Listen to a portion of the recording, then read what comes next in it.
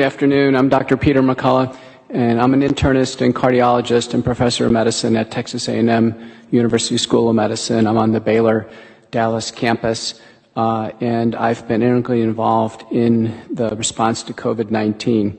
The opinions I'll express are those of my own and not necessarily those of my institution. I can tell you that in my field, I'm an academic doctor. I see patients, but I'm very involved in research. I'm an editor of 2 major journals. In my field, I'm the most published person in my field, which deals with the heart and the kidneys in the world in history. And when COVID-19 hit, I saw it as our medical Super Bowl. And there were going to be doctors like Dr. Urso coming out of wherever they worked to face the virus. And there were doctors in the hospital that just had to receive the virus. And then there were those who headed for the sidelines, and then there were those that were detractors against the pandemic. And so as I started to survey the literature, I had patients with heart and lung disease who needed urgent treatment. And I refused to let an illness, which lasted for 2 weeks at home, before they got sick enough to be hospitalized, I refused to let a patient languish at home with no treatment and then be hospitalized when it was too late. It was obvious. That was obvious in April that was the case. So I used the best tools or drugs available at the time. And these are appropriately prescribed off-label. Remember, a label is an advertising label. A label isn't a scientific document. Sure, it's an appropriately prescribed off-label use of conventional medicine to treat an illness. And in May, I put together a team of doctors because the group that was facing the pandemic to the greatest degree was in Milan, Italy, so most of them were in the Corrico Italian Research Network.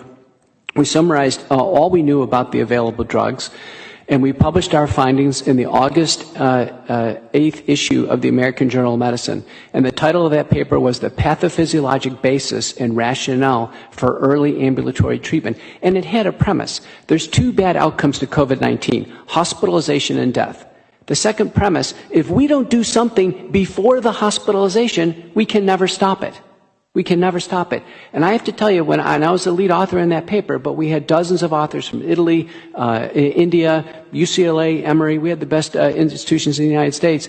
I can tell you the interesting thing was there was 50,000 papers in the peer-reviewed literature on COVID. Not a single one told a doctor how to treat it. Not a single one. When does that happen? I was absolutely stunned. And when this paper was published in the American Journal of Medicine, it became a lightning rod. Oh my gosh, it became the most cited paper in basically all of medicine at that time. The world started, the world started knocking on my door. And I said, oh my Lord, I just can't believe what became untapped. And I had never been on social media before. My daughter, who was home from law school, was talking to her about it. She said, well, why don't you make a YouTube video? So I made a YouTube video with 4 slides from the paper. This is a peer-reviewed paper published in one of the best medical journals in the world. 4 slides. I even wore a tie and a suit, and she showed me how to record it in PowerPoint, and I posted it on YouTube. It went absolutely viral. And within about a week, YouTube said, you violated the terms of the community. And that's when Senator Johnson's office got involved in Washington and said, oh my gosh, this is important scientific information to help patients in the middle of this crisis, and social media is striking it down. Based on what authority?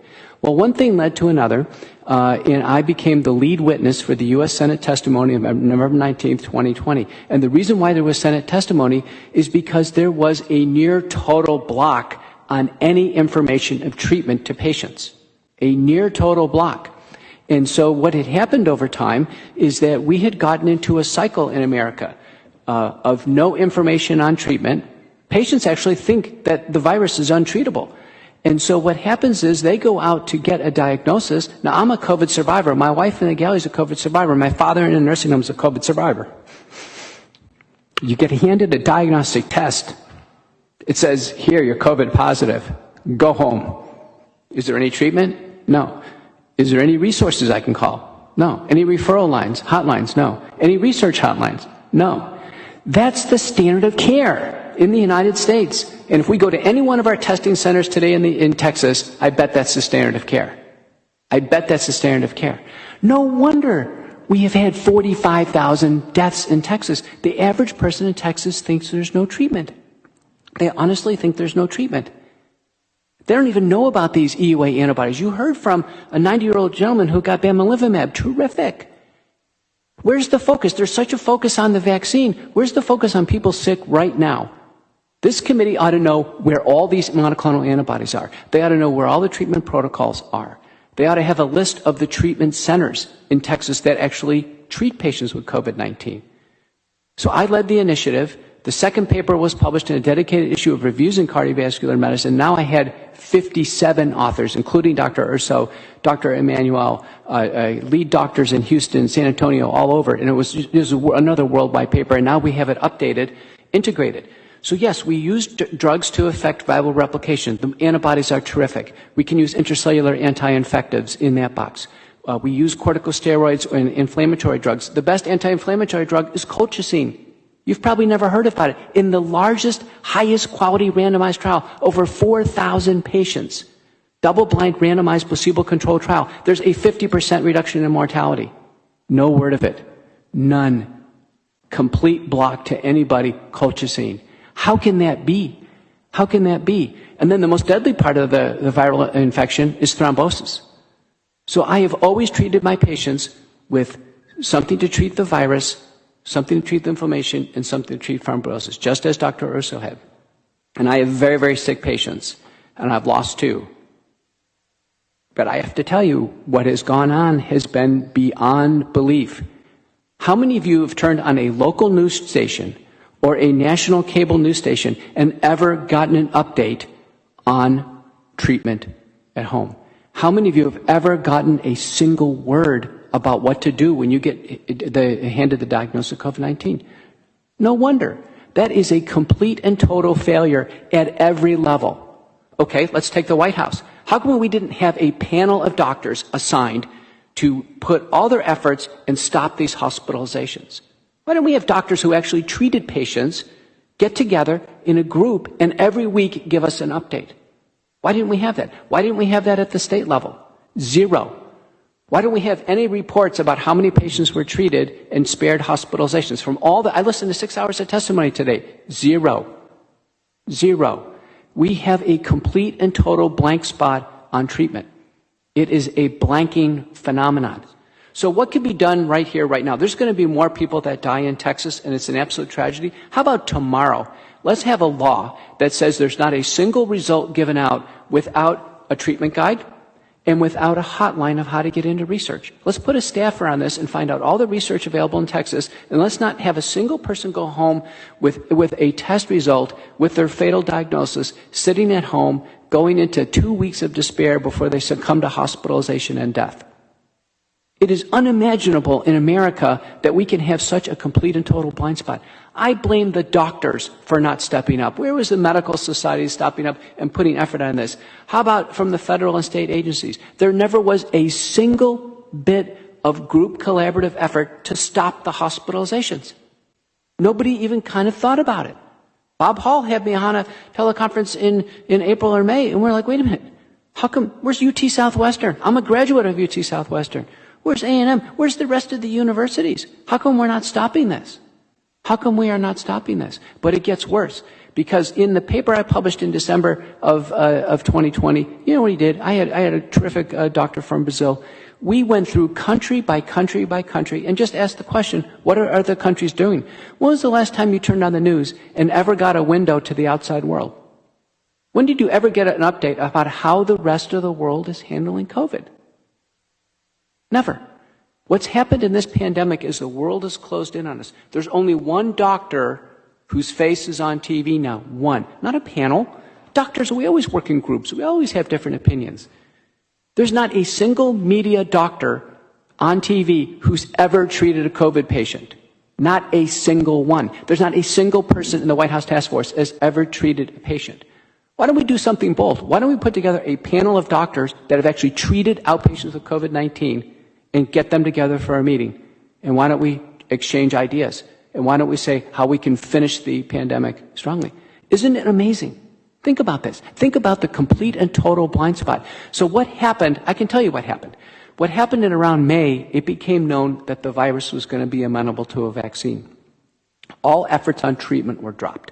The National Institutes of Health actually had a multi-drug program. They dropped it after 20 patients, said we can't find the patients. The most disingenuous announcement of all time. And then warp speed went full tilt for vaccine development. And there was a silencing of any information on treatment. Any. Silencing. Scrubbed from Twitter, YouTube. Can't get papers published on this. We can't even get information out in our own medical literature on this. There's been a complete scrubbing. So this program has been one of try to reduce the spread of the virus and wait for a vaccine. And when we vaccinate, all efforts have to be on vaccination. And probably if I had 4 hours of vaccination on here. Think about it as we sit here today, the calculations in Texas on herd immunity. The calculations are we're at 80% herd immunity right now with no vaccine effect. 80%. And more people are developing COVID today. They're going to become immune. People who develop COVID have complete and durable immunity. And a very important principle, complete and durable. You can't beat natural immunity. You can't vaccinate on top of it and make it better. There's no scientific, clinical, or safety rationale for ever vaccinating a COVID recovered patient. There's no rationale for ever testing a COVID recovered patient. My wife and I are COVID recovered. Why do we go through the testing outside? There's absolutely no rationale. I'd encourage this committee to actually look at what's being done and ask, is there any rationale? Is there any rationale for anything? Listen, there's plenty of COVID recovered patients. Let them forego the vaccine and let people who are clamoring for it get it. But at 80% herd immunity, in the vaccine trials, fewer than 1% in the vaccine and the placebo actually get COVID, fewer than 1%. The vaccine's going to have a 1% public health impact. That's what the data says. It's not going to save us. We're already 80% herd immune. If we're strategically targeted, we can actually close out the pandemic very well with the vaccine, but strategically targeted. People under 50 who fundamentally have no health risks, there's no scientific rationale for them to ever become vaccinated. There's no scientific rationale. One of the mistakes I heard today as a rationale for vaccination is asymptomatic spread, and I want you to be very clear about this. My opinion is there is a low degree, if any, of asymptomatic spread. Sick person gives it to sick person. The Chinese have published a study, British Medical Journal, 11 million people. They try to find asymptomatic spread. You can't find it. And that's been one of important pieces of misinformation. When Senator Hall called a conference call of what should we do in the Capitol when we reopened, I said, you know what? You know what we do at Baylor? You walk in and they zap your temperature. You got a temperature check and go in. Do we test everybody who walks into the Baylor Hospital? No. Are they a lot sicker than everybody in this room? You better believe it. So why would we do something here at the Capitol that has absolutely positively no scientific rationale and then do it in this context? So my testimony as I sit here today is COVID-19 has always been a treatable illness. A very large study from McKinney, Texas, another one from New York City, show that when doctors treat patients early who are over age 50 with medical problems with a sequenced multi-drug approach with the available drugs, 4 to 6 drugs that are available to them, now the monoclonal antibodies are better, there's an 85% reduction in hospitalizations and death. 85%. 85%. I want you to remember that number, 85%.